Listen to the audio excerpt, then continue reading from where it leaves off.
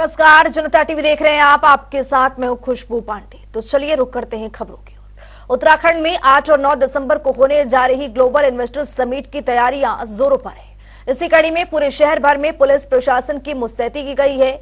वहीं global investors summit की सफलता सुनिश्चित करने के लिए मुख्यमंत्री पुष्कर सिंह धामी ने अपनी पूरी ताकत झोंक चुके हैं। धामी सरकार का लक्ष्य है कि 2.5 लाख करोड़ रुपए का यहां पर निवेश किया जाएगा। 8 दिसंबर को पीएम मोदी इसका उद्घाटन भी करेंगे।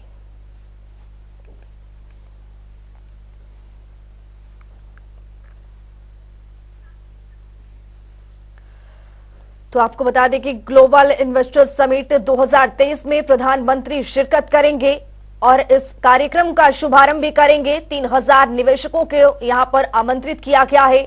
2018 में हुई थी जीआईएस समिट, लेकिन अब इस साल भी 2023 में भी समिट का यहां पर शुभारंभ होगा। 8 और 9 दिसंबर को प्रधानमंत्री नरेंद्र मोदी उद्घाटन करने के लिए उत्तराखंड पहुंचेंगे। आपको बता दें कि यहां पर 3000 निवेशकों को आमंत्रित किया गया है। प्रदेश के लिए मुख्यमंत्री की ओर से एक अच्छी पहल, और इस पहल से युवाओं को रोजगार के अवसर भी प्राप्त होंगे। तो ग्लोबल इन्वेस्टर्स समिट 2023 को लेकर मुख्यमंत्री पुष्कर सिंह धामी लगातार समीक्षा कर रहे हैं, निरीक्षण कर रहे हैं। प्रधानमंत्री नरेंद्र मोदी सहित कई बड़े दिग्गज को भी यहां पर आमंत्रित किए। तो हमारे सहयोगी देहरादून से यशराज आनंद जुड़ चुके हैं। यशराज, यहां पर ग्लोबल इन्वेस्टर्स समिट को लेकर प्रदेश में किस तरह की तैयारी चल रही है और मुख्यमंत्री पुष्कर सिंह धामी किन किन चीजों का यहां पर जायजा ले रहे हैं, निरीक्षण कर रहे हैं? जी बिल्कुल, मैं बताना चाह रहा हूं कि उत्तराखंड में जीआईएस यानी ग्लोबल इन्वेस्टर समिट को लेकर लोगों में भी खासा उत्साह देखा जा रहा है। वहीं यदि बात की जाए भाजपा की, तो भाजपा इसे एक मील का पत्थर साबित करने में जुटी हुई है ताकि आगामी लोकसभा चुनाव में इसे एक मील के पत्थर के रूप में इस्तेमाल किया जा सके। इसी को देखते हुए पूरे उत्तराखंड में ग्लोबल इन्वेस्टर समिट को कहा जाए कि एक त्योहार, एक पर्व की तरह मनाया जा रहा है। यानी कि इसको लेकर के पूरी तैयारियां की जा चुकी है।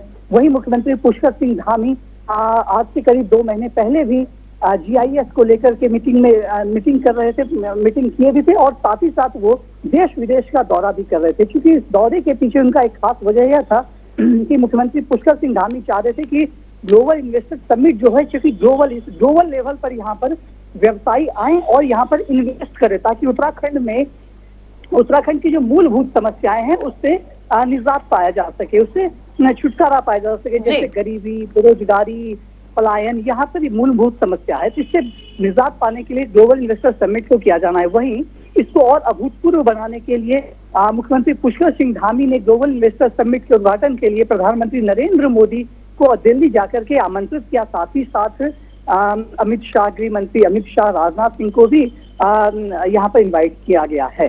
और मैं बताना चाह रहा हूँ कि ग्लोबल इन्वेस्टर समिट जो वो FRI यानी फोर्टिस रिसर्च इंस्टीट्यूट में यह कार्यक्रम किया जाएगा, जहाँ पर तमाम बड़े बड़े नेता और साथ ही साथ उद्योगपति आएंगे। उद्योगपति घराने में बहुत सारे उद्योगपति जो भारत से रहेंगे, और बहुत सारे उद्योगपति जो आएंगे इन्वेस्ट करने के लिहाज से वो विदेश के भी रहेंगे। क्योंकि मुख्यमंत्री पुष्कर सिंह धामी लगातार विदेश का भी दौरा कर रहे थे, और विदेश जाकर के भी उन्होंने वहां से अनेकों उद्योगपतियों को उत्तराखंड में इन्वेस्ट करने के लिए उत्साहित किया है। और इस उत्तराखंड में इस प्रकार से यदि इन्वेस्टमेंट होता है तो इन्वेस्टमेंट के द्वारा उत्तराखंड राज्य का विकास होगा। क्योंकि मुख्यमंत्री पुष्कर सिंह धामी की बात की जाए या प्रधानमंत्री नरेंद्र मोदी की बात की जाए, तो सभी लगातार बोलते आ रहे हैं कि उत्तराखंड जब अपनी रजत जयंती मनाएगा तो यह देश के सबसे राज्यों की गिनती में से एक आएगा। साथ ही साथ प्रधानमंत्री नरेंद्र मोदी जी यशराज, यहाँ पर जो 3000 निवेशकों को यहाँ पर आमंत्रित किया गया है, उनके लिए प्रदेश में किस तरह की व्यवस्थाएं की गई हैं, और जो निवेशक आएंगे वो कहाँ से होंगे? देश से होंगे, विदेश से भी होंगे, कहाँ से होंगे? जी बिल्कुल, मैं बताना चाह रहा हूँ सबसे पहले कि यहाँ जो निवेशक आएंगे, उद्योगपति आएंगे, यहाँ पर सबसे पहले तो उनके ठहरने की समुचित पूरी व्यवस्था कर दी गई है। वो यहाँ पर 3 स्टार 5 स्टार होटल्स में उनको कमरा दिया गया है, यहाँ पर वो ठहरेंगे। साथ ही साथ FRI में भी रुकने की व्यवस्था की गई है, और 3000 उद्योगपति जो यहाँ पर पहुंचने वाले हैं उनके लिए तमाम सुविधाएं की गई है। सड़कों को सुसज्जित कर दिया गया है, यहाँ तक कि दीवारों पर भी पेंटिंग उकेर दी गई है। उत्तराखंड की झलक दिखाने के लिए उत्तराखंड की जो पेंटिंग है, उत्तराखंड का जो नृत्य है, इस तरीके के सारे नृत्य को और पेंटिंग को दीवारों में उकेरा जा रहा है। साथ ही साथ स्मार्ट सिटी के अंतर्गत होने वाले कार्यों को भी में भी रफ्तार लाया गया है, ताकि स्मार्ट सिटी के अंतर्गत जो काम होना है उसमें भी रफ्तार ला करके शहर का सौंदर्यीकरण किया जाए। साथ ही साथ यदि बात की जाए कि कहाँ से इन्वेस्टर्स आ रहे हैं, तो इन्वेस्टर्स के आने की कुल संख्या तो करीब 3000 बताई जा रही है। उनमें से कुछ गुजरात से होंगे, दिल्ली से हैं, कुछ उत्तर प्रदेश से हैं, महाराष्ट्र से हैं। इस प्रकार देश के अलग अलग राज्यों से लोग आ रहे हैं। वही ब्रिटेन से, विदेश की यदि बात की जाए, ब्रिटेन से रहेंगे, इंडोनेशिया से रहेंगे, मलेशिया से रहेंगे, अलग अलग देशों से भी यहाँ पर, अमेरिका से रहेंगे, अलग अलग देशों से यहाँ पर उद्योगपति निवेशक आएंगे और उत्तराखंड में निवेश करेंगे, ताकि उनके जी यशराज, युवाओं को इससे कितना लाभ, मुख्यमंत्री प्रधानमंत्री किस पहल से युवा को कितना रोजगार मिलने वाला है यहाँ पर? बिल्कुल अंजलि, मैं बताना चाह रहा हूँ कि सब बड़ी बात है कि जब पब्लिक से भी के बीच बातचीत की गई ग्लोबल इन्वेस्टर समिट को लेकर, तो लोगों के बीच में भी खासा उत्साह देखने को मिल रहा है। लोग अपने आप में गौरवान्वित महसूस कर रहे हैं कि वो उत्तराखंड जैसे राज्य में रह रहे हैं जहां पर ग्लोबल इन्वेस्टर समिट की तैयारियां की जा रही है और 8 और 9 दिसंबर को ग्लोबल इन्वेस्टर समिट का आयोजन किया जाना है। चूंकि यहाँ पर ग्लोबल इन्वेस्टर समिट के आयोजन के बाद लोगों को यह लगता है कि उत्तराखंड में जो विकास की बयार बहेगी वह इस ग्लोबल इन्वेस्टर समिट के बाद विकास की बयार बहेगी। यहाँ पर लोग विकास को देख रहे हैं, यानी कि यदि यहाँ पर निवेशक आते हैं और निवेश करते हैं तो यहाँ पर जरूर रोजगार का सृजन होगा और रोजगार के सृजन से पलायन, बेरोजगारी जी बिल्कुल, यहाँ पर रोजगार के अवसर बढ़ेंगे। यशराज, बहुत शुक्रिया तमाम जानकारी साझा करने के लिए। तो 8 दिसंबर को प्रधानमंत्री नरेंद्र मोदी उत्तराखंड आएंगे और ग्लोबल इन्वेस्टर समिट 2023 को लेकर यहाँ पर शुभारंभ करेंगे, जिससे यहाँ पर 3000 निवेशकों के लिए यहाँ पर आमंत्रित किया गया है और यहाँ पर उत्तराखंड के युवाओं को रोजगार के अवसर भी मिलेगा। उत्तराखंड के मुख्यमंत्री पुष्कर सिंह धामी आज हरिद्वार पहुंचे हैं, जहां उन्होंने आज विश्व प्रसिद्ध हर की पौड़ी पर मां गंगा की आरती में प्रतिभाग किया है। इस दौरान मुख्यमंत्री पुष्कर सिंह धामी ने 52 शक्ति पीठों के केंद्र हरिद्वार के कनखल क्षेत्र में स्थित सती कुंड के सौंदर्यीकरण और विश्व पटल पर एक अलग पहचान दिलाने की यहाँ पर घोषणा भी की है। इसी के साथ मुख्यमंत्री पुष्कर सिंह धामी ने कहा है कि हरिद्वार की हर की पौड़ी पर आरती के समय के आसपास वाटर लेजर शो के लिए भी हम विचार कर रहे हैं।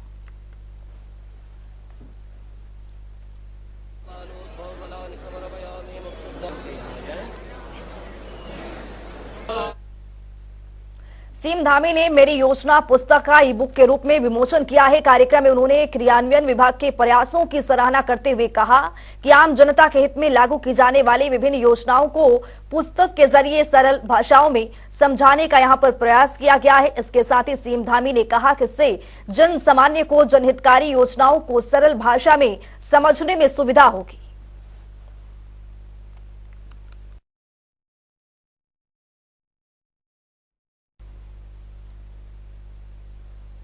तीन राज्यों के विधानसभा चुनाव में बीजेपी की प्रचंड जीत के बाद उत्तराखंड बीजेपी ने लोकसभा चुनाव के लिए अपनी तैयारियां यहां पर शुरू कर दी है। इसी कड़ी में मुख्यमंत्री पुष्कर सिंह धामी ने बीजेपी प्रदेश अध्यक्ष महेंद्र भट्ट से यहां पर मुलाकात की है। दोनों के बीच कई अहम मुद्दों को लेकर यहां पर चर्चा हुई है। वहीं सूत्रों के मुताबिक दोनों के बीच पार्टी में दायित्व बंटवारे को लेकर भी बात की गई है। ऐसे में कयास ये लगाए जा रहे हैं कि पार्टी में जल्द ही लोकसभा चुनाव को लेकर पार्टी में दायित्वों का जो बंटवारा है वो भी हो सकता है।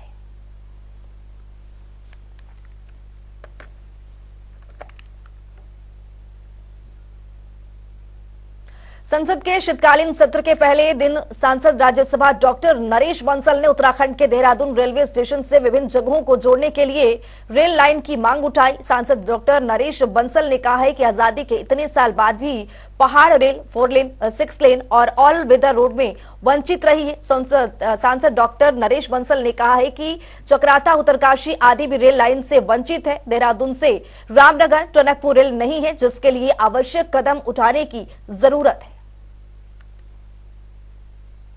आजादी के इतने साल बाद भी पहाड़ रेल 4 लेन व ऑल वेदर रोड से वंचित रही।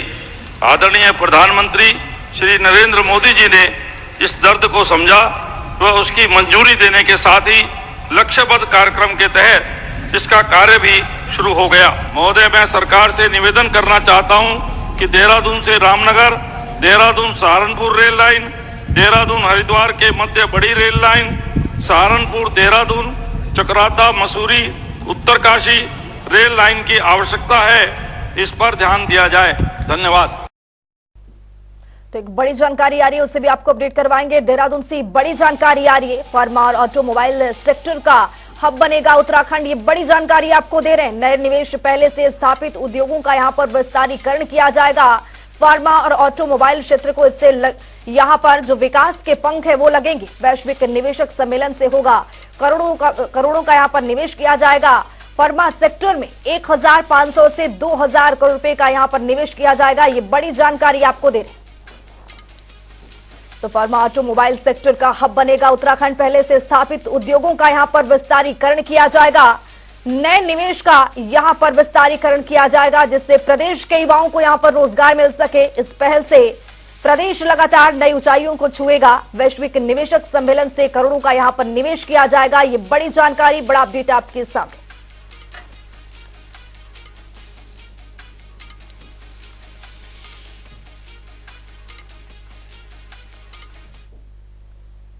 नगर निगम की कार्यकारिणी का 5 साल का कार्यकाल पूरा होने के बाद जिलाधिकारी सोनिका ने नगर निगम के प्रशासक का कार्यभार ग्रहण कर लिया है, जिसके बाद जिलाधिकारी ने ग्लोबल इन्वेस्टर समिट के मद्देनजर सफाई व्यवस्था के लिए नगर निगम देहरादून को 4 जोन में बांटते हुए प्रत्येक जोन के लिए जोनल अधिकारी नामित किए, जिसके बाद अपर जिलाधिकारी वित्त एवं राजस्व रामजी शरण शर्मा को नोडल अधिकारी यहां पर बनाया गया है।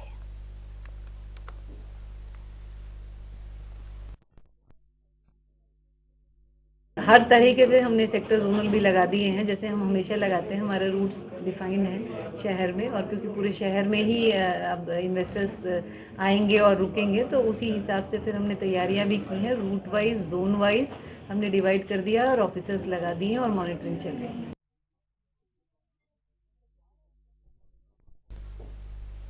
उत्तराखंड में मौसम ने अचानक करवट बदली है। पहाड़ की चोटियों से लेकर मैदानी इलाकों तक कड़ाके की यहां पर ठंड पड़ने लगी है। बर्फबारी के साथ साथ बादलों और बारिश से तापमान में लगातार गिरावट दर्ज की जा रही है। हल्की बूंदाबांदी के बाद सर्द हवाओं के साथ ठिठुरन यहां पर बढ़ गई है। वहीं अब बर्फबारी से बर्फ की सफेद चादर यहां पर बिछ गई है।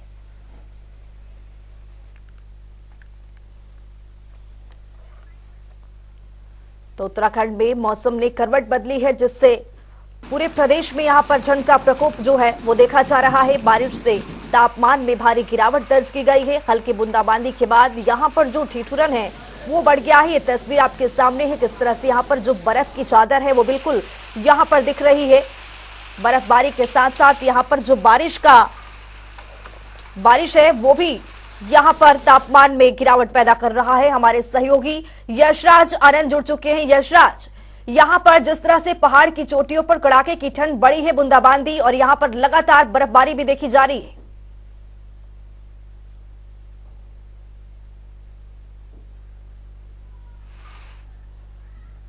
ठंड में दस्तक देने के साथ ही साथ धीरे धीरे मैदानी क्षेत्रों और पहाड़ी क्षेत्रों में ठंड बढ़ रही थी। लेकिन यदि बात की जाए मौसम में, तो अचानक मौसम ने फिर से एक बार करवट लिया और कल ही मौसम विभाग के द्वारा यह आया कि यह घोषणा की गई कि लगातार उत्तराखंड में 3 दिन की बारिश होगी। तो यही बारिश के कारण यदि कल की रात की बात की जाए, तो कल रात में देहरादून में हल्की बारिश हुई है। वहीं देहरादून के कुछ इलाके में बारिश देखी गई है, लेकिन पहाड़ी क्षेत्रों में बारिश हुई और साथ ही साथ बर्फबारी भी देखने को मिल रहा है। यदि बात की जाए चमोली की, बद्रीनाथ की, केदारनाथ धाम की, तो वहां पर जोशीमठ की, तो वहां पर लगातार बर्फबारी देखी जा रही है। वहां पर बर्फबारी हो रही है। बर्फबारी के कारण उत्तराखंड में कड़ाके की ठंड भी बढ़ रही है। पहाड़ी क्षेत्रों की बात तो छोड़ ही दी जाए, क्योंकि पहाड़ी क्षेत्रों में काफी ज्यादा बर्फबारी के कारण तापमान बिल्कुल नीचे गिर गया है। वहीं मैदानी क्षेत्रों में भी तापमान नीचे गिर गया है। लेकिन यदि बात की जाए मैदानी क्षेत्रों की, तो मैदानी क्षेत्रों में जैसे देहरादून, ऋषिकेश, हरिद्वार में दोपहर गर्म रहता है, लेकिन रात की रात होने से वो काफी ज्यादा ठंड तापमान में गिरावट देखने को मिलती है। इस प्रकार से उत्तराखंड में लगातार बर्फबारी होने के कारण और बारिश होने के कारण ठंड में इजाफा होता देखा जा रहा है। यूँ तो ठंड में इजाफा होते देखा जा रहा है, लेकिन यहाँ पर सैलानियों की भी संख्या बढ़ती जा रही है। यहाँ पर सैलानी बर्फबारी देखने आ रहे हैं। और बात की जाए केदारनाथ की, या जहाँ पर बर्फबारी हो रहा है चमोली की, तो वहां पर लोग बर्फबारी का आनंद लेते हुए भी दिख रहे हैं। विदेशी पर्यटक जो है या बात की जाए अदर राज्यों से आए हुए पर्यटक जो है, वो भी यहाँ पर बर्फबारी का आनंद ले रहे हैं। जी बहुत शुक्रिया यशराज तमाम जानकारी साझा करने के लिए। तो यहाँ पर उत्तराखंड में जो बूंदाबांदी है वो लगातार देखी जा रही है। बर्फबारी के साथ यहाँ पर बारिश भी हो रही है, जिससे मौसम में भारी गिरावट आई है, तापमान में भारी गिरावट आई है। तस्वीर भी आपके सामने है किस तरह से यहाँ पर जो ओले हैं वो गिर रहे हैं और यहाँ पर हल्की बूंदाबांदी भी देखी जा रही है।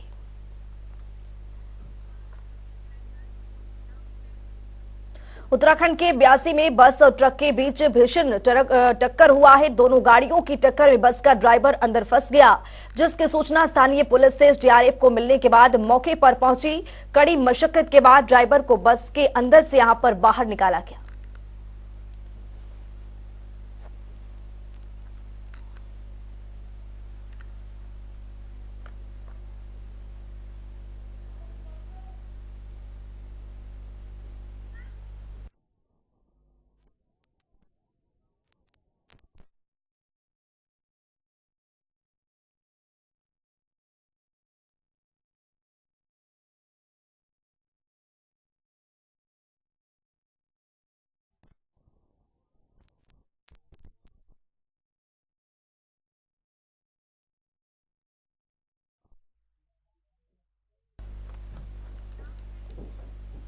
रामनगर वन प्रभाग के अंतर्गत आने वाली काला डूंगी रेंज के ग्रामीण क्षेत्रों से 2 गुलदारों को सकुशल रेस्क्यू किया गया है, जिसके बाद गुलदारों को कॉर्बेट पार्क के डेला रेस्क्यू सेंटर में चिकित्सकों की निगरानी के बीच रखा गया।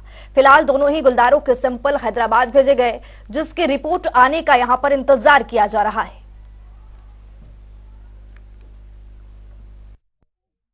देखिए, पिछले करीब 2 सप्ताह से जो हमारा कानिया वन क्षेत्र है, ईरानी रेंज से सटा हुआ जो ईसी ग्राम है, उसमें बाघों की उपस्थिति देखी जा रही थी और ये सूचना मिलने पर हमने कैमरा ट्रैप्स और ड्रोन के माध्यम से ट्रैकिंग की कार्रवाई भी प्रारंभ कर दी थी। तराई पश्चिमी वन प्रभाग और कॉर्बेट टाइगर रिजर्व की संयुक्त टीम भी वहाँ पर लगातार गश्त कर रही थी और स्थानीय निवासियों से भी हम अपील कर रहे थे कि अनावश्यक रूप से कोई घरों से बाहर ना निकले शाम के समय पर। पिछले लगभग 10 दिनों में कुल 5 मवेशियों को बाघ द्वारा जो है वहाँ पर अपना शिकार बनाया गया और 2 तारीख की घटना के पश्चात हमने उस बाघ को चिन्हित भी कर लिया कैमरा ट्रैप में उसकी इमेजेस के माध्यम से और उसके मूवमेंट को ट्रैक कर लिया। उसके पश्चात मुख्य वन्यजीव प्रतिपालक महोदय से इसको ट्रैंक्विलाइज कर रेस्क्यू करने की अनुमति मांगी गई। एक मादा बाघ है जिसकी उम्र लगभग 10 वर्ष है और इसके साथ इसका एक शावक था जिसकी उम्र लगभग 1 वर्ष है।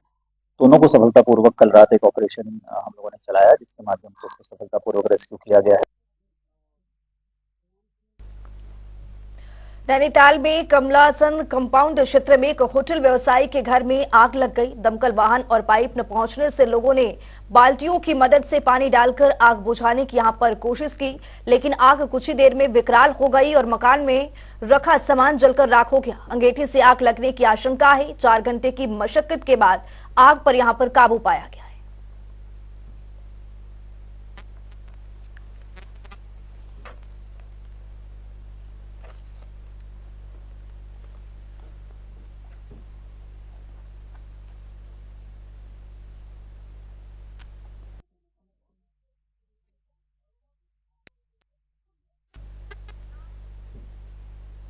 रुकेंगे छोटे से ब्रेक के लिए, देखते रहिए जनता।